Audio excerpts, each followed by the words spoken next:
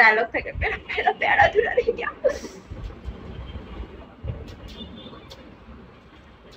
তার মানে তোমার নরমাল বিহেভিয়ারই এরকম। ছি, আমি আগে বলছি। হ্যাঁ তুমি পাস, তুমি পাস, তোমাকে 100তে 100 দেওয়া হইলো।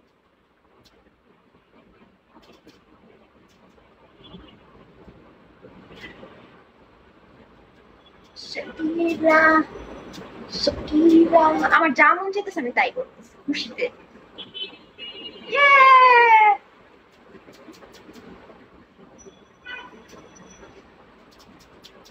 আপনি এমন করে বলেন কেন?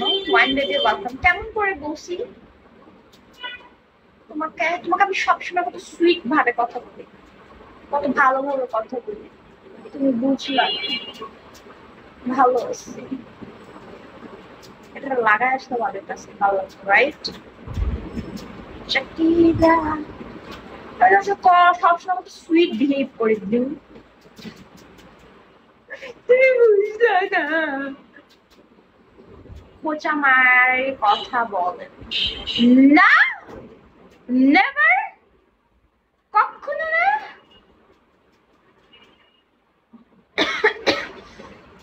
আমার বাসা সবাই ভালো আছে।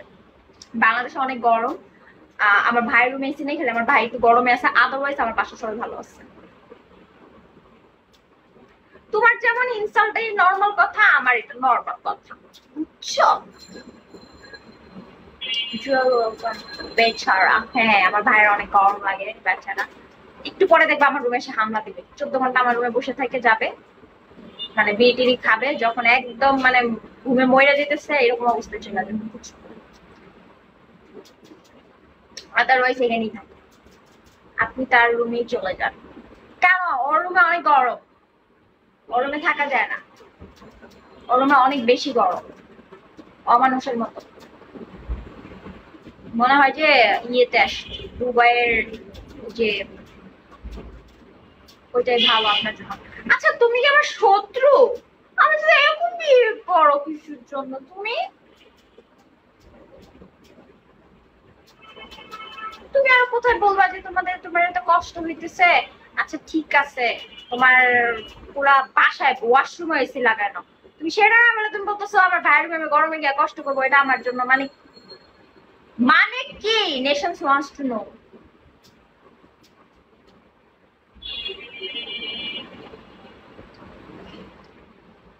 তোমার নাম ব্লু স্কাই দিছো কেন? এটা আগে বলো। ব্ল্যাক স্কাই কেন দিবা না? বা পিঙ্ক স্কাই কেন দিবা না? কেন ব্লু স্কাই দিলা?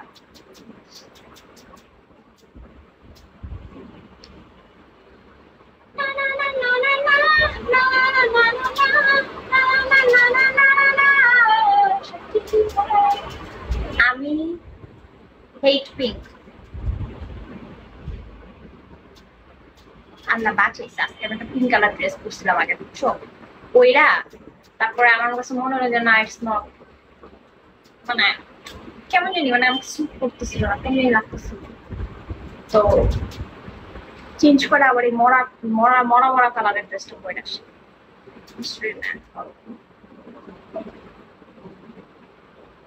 আজকে জোস লাগতেছে, সারাদিন জার্নি করে কুত্তার মতো লাগতেছে, ওরা আজকে জোস লাগতেছে। Hello, you are looking so cute. Thank you so much. Shakira,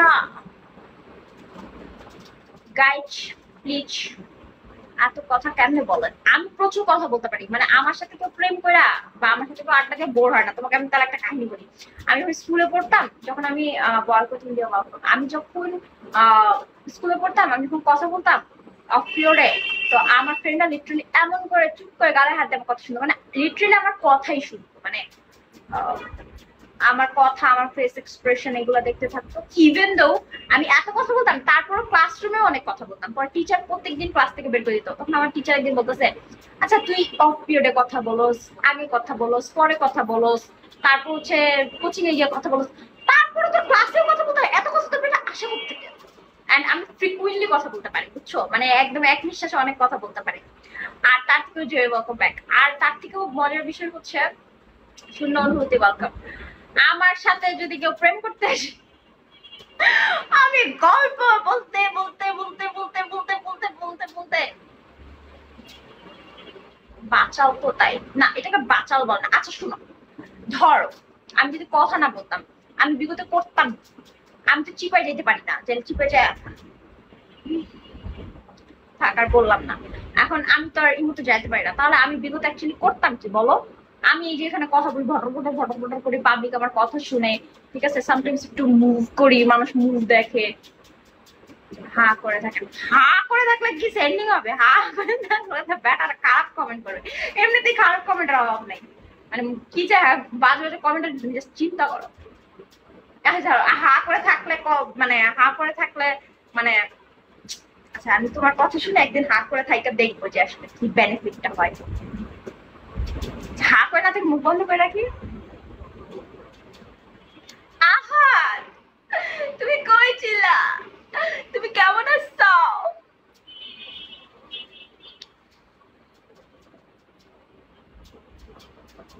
I mic লোকে ভাবে বইলো না, বেচারা ভালো মানুষ। শাকিরা শাকিরা কি সাহাত জানো, আমাকে একজন বলছে হা করে থাকতে, ব্রড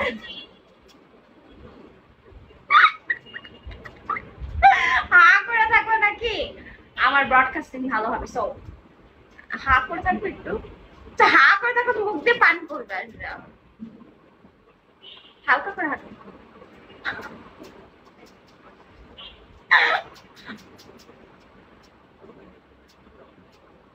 এই মুখে পানি চলে আসে ভাই, আমি হা করে থাকতে পারবো না, অন্য কিছু বলো, অন্য কিছু বলো। হা করে থাকতে পারবো না, মুখে পানি আসতেছে।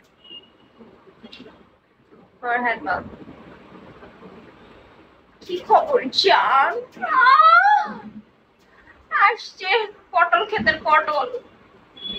সবার মাঝে কিছু না কিছু ট্যালেন্ট থাকে, হয়তো কথা বলাটাও আপনার একটা ট্যালেন্ট। আচ্ছা তোমাদেরকে তাহলে আমি আমার লাইফের ফার্স্ট মজার এক্সপিরিয়েন্স শেয়ার করি, বা ফার্স্ট হোস্টিং এক্সপিরিয়েন্স শেয়ার করি। সেটা হচ্ছে যখন আমি ফার্স্ট টাইম বিগতে আসি, মানে 3 বছর আগে, তখন তো আমি কিছুই জানতাম না এই সব সম্পর্কে, আমার কোনো আইডিয়াই ছিল না। হ্যাঁ, তো তখন কি হয়, তখন বিগুবিডির আন্ডারে আমি ছিলাম। তো বিগুবিডির অ্যাডমিন যখন আমাকে অ্যাপ্রোচ করে, তো আমি তো করবোই না, করবো না। আমাকে যখন বলছে যে এখানে এই করতে হবে, আমি তো ইম্পসিবল, আমি করবো না, মানে কি এগুলো মানুষের সাথে কথা বলবো না, কি কথা বলবো এই সেই।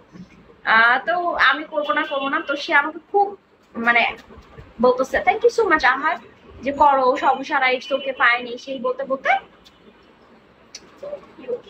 বলতে বলতে এরপরে হচ্ছে ঠিক আছে ফাইন করবো, তো বলতেছে ইন্টারভিউ দিতে হবে। ইন্টারভিউ কি আবার? হ্যাঁ, তখন এরকম ছিল, এখন তো ধরে ঢুকায় দেয় হোস্ট। আগে বলতো যে ইন্টারভিউ দিতে হবে। আচ্ছা ইন্টারভিউ কি? বিগুবিডি, তারপর হচ্ছে আরো কে কে জানো, তারপর অ্যাডমিনরা এরকম হচ্ছে একটা গ্রুপের মধ্যে এরকম টানতো, টানার পরে গ্যাংস্টার ওয়েলকাম। তো আমাকে টানছে, উঠছে, উঠে আই ওয়াজ সো নার্ভাস। আমার কাছে তো আমি জানি না মানে কি বলবো কি করবো। হ্যাঁ, তো বলতেছে আপনার ট্যালেন্ট। আমার ট্যালেন্ট? আমার কোনো ট্যালেন্ট নাই। বলতেছে ট্যালেন্ট মানে দ্য লেজেন্ড ওয়েলকাম, মানে আপনি কি করবেন, আপনি যে এখানে আসছেন হোস্টিং করতে, আপনি কি করবেন, মানে কিভাবে মানুষকে এন্টারটেইন করবেন। তো আমি বলতেছিলাম যে আমি, বলতেছে আপনি গান গাইতে পারেন? আমি বলছি না। নাচতে পারেন? আমি বলছি নাচতে পারি বাট নাচবো না।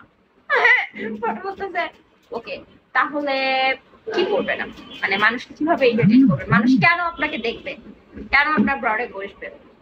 তো আমি আমার অ্যাডমিন আবার আমাকে হোয়াটসঅ্যাপে মেসেজ দিয়ে শিখাই দিয়েছে, বলবা যে হচ্ছে আমি আড্ডা দিব। তা আমি আবার বলছি আমি আড্ডা দিব, গল্প করবো মানুষের সাথে।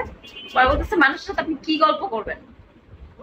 মানে কি এত কথা আপনি বলবেন, আপনি তো আমাদের সাথে গল্প করে দেখান।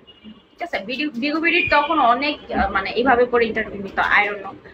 তো বলতেছে কিভাবে করে আপনি এন্টারটেইন করবেন, একটু আমাদেরকে এন্টারটেইন করেন, তো কথা বলেন। এখন হুট করে আমি কি কথা বলবো?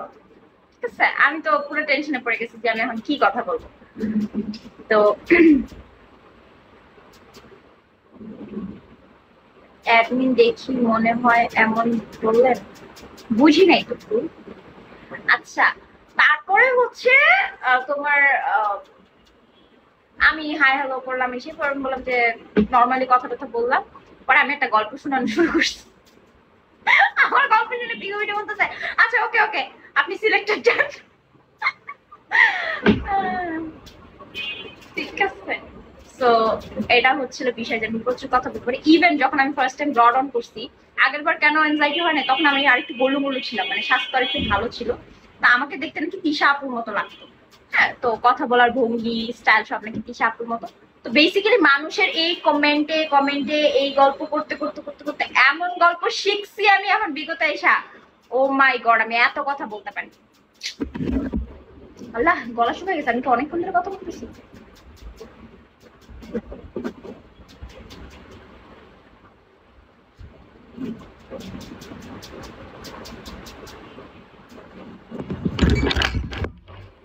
লু, তুমি কি সেন্টি খাইছ?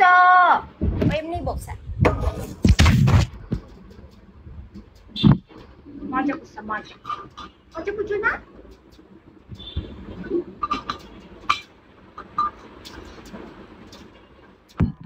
বিগত থেকে সেন্টি খাওয়া যাবে না। কি খাইছি? সেন্টি।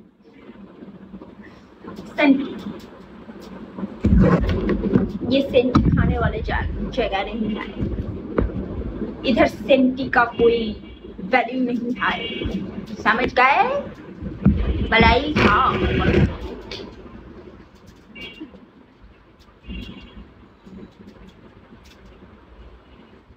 আপনার বয়ফ্রেন্ড আছে কিনা তা জানি না, যদিও থেকে থাকে শান্ত প্রকৃতির লোক। ভাই, বিষয়টা হচ্ছে দুইজনে যদি ভটর ভটর করি, কে শুনবে? লিসেনারটা কে হবে? ঠিক আছে, সো অফকোর্স আমার পার্টনার হইতে হবে অনেক শান্ত, অনেক শিষ্ট, অনেক নম্র ভদ্র, গলাতে আওয়াজ বেরোয় না, কথা বলতে পারে না। ঠিক আছে, এরকম হইতে হবে।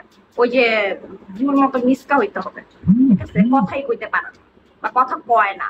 ঠিক আছে, বা হচ্ছে আমার অনেক ভিউয়ার্স আছে এরকম যে কথা কয় না, খিচ খেয়ে থাকে, এরকম খিচ খাওয়া পাপি হইতে হবে।